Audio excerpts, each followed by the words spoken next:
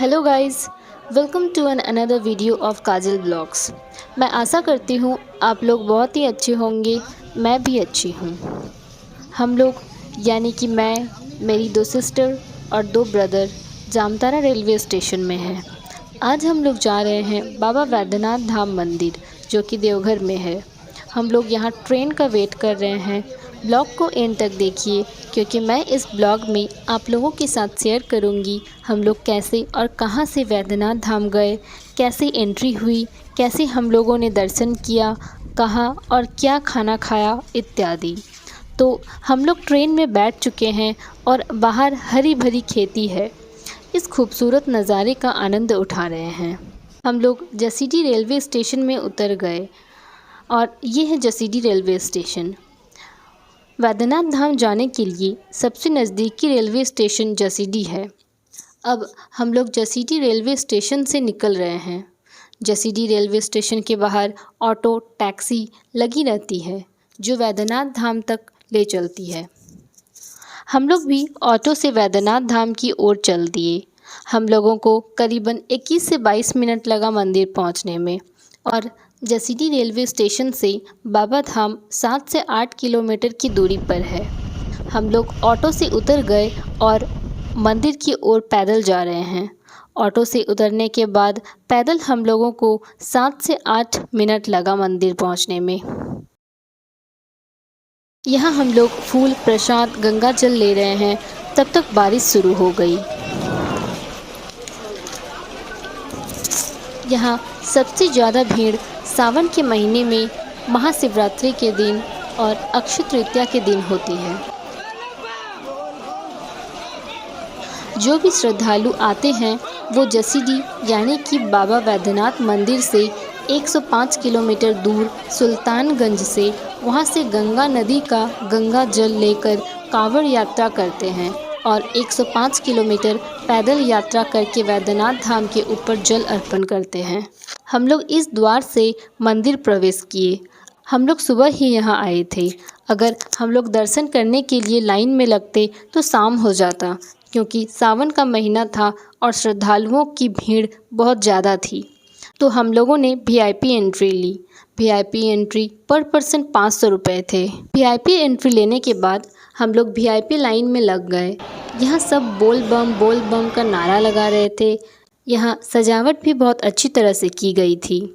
जैसे जैसे लाइन आगे बढ़ता जा रहा था, वैसे वैसे खुशी बढ़ती जा रही थी कि शिवलिंग पर जल अर्पण करेंगे और भोलेनाथ का दर्शन करेंगे। आप लोग देख सकते हैं यहाँ श्रद्धालुओं की कितनी ज़्यादा भीड़ है। यहाँ दूर दूर से लोग आते हैं भोलेनाथ का दर्शन करने। यहाँ तक कि फॉरेनर्स भी आते हैं घूमने।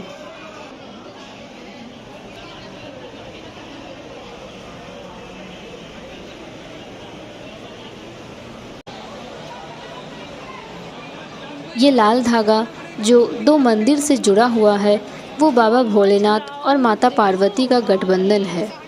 अब हम लोग प्रवेश कर रहे हैं बाबा भोलेनाथ का दर्शन करने, और यहाँ कैमरा अलाउड नहीं था, तो नहीं चाहकर भी मुझे कैमरा बंद करना पड़ा।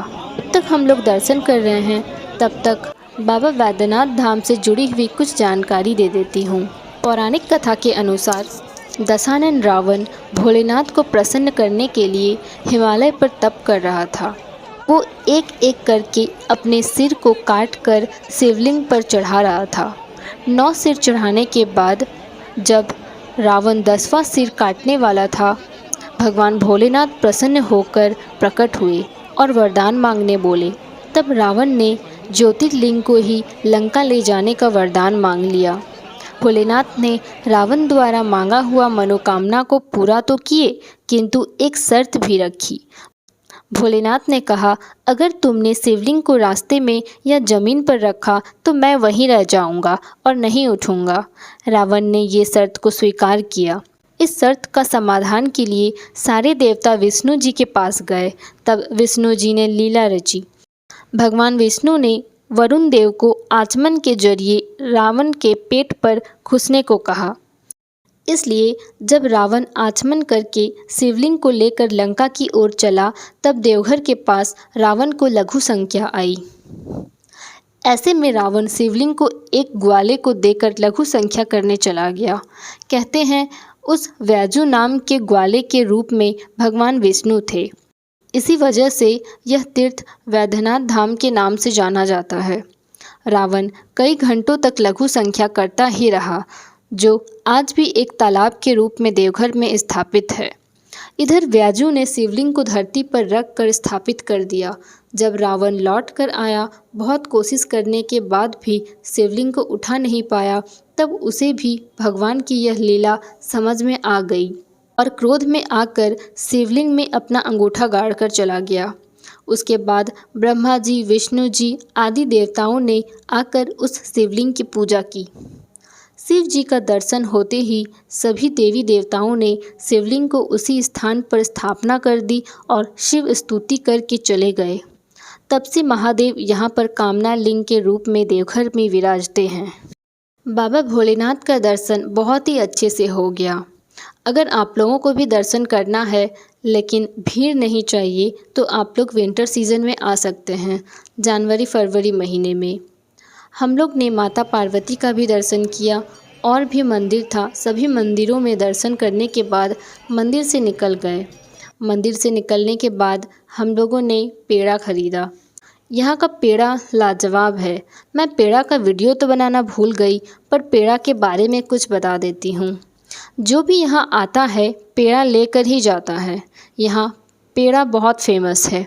यहाँ का बनाया हुआ पेड़ा बहुत दिनों तक ख़राब नहीं होता है। फिर हम लोगों ने एक होटल में जाकर खाना खाया।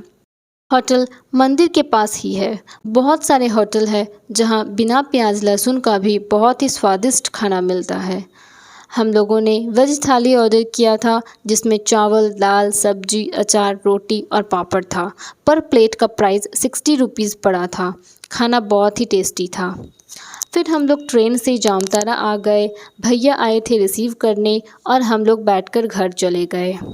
मैं आशा करती हूँ यह देवघर का ब्लॉग आप लोगों को बेहद पसंद आया होगा। अगर पसंद आया है तो लाइक करना ना भूले, कमेंट करके बताइए कैसा लगा ये ब्लॉग और सब्सक्राइब कर लीजिए। साथ ही नोटिफिकेशन बेल ऑन कर लीजिए ताकि मेरा वीडियो आप तक तुरंत पहुँचे। आज के लिए इतना ही, मिलते हैं नेक्स्ट ब्लॉग में।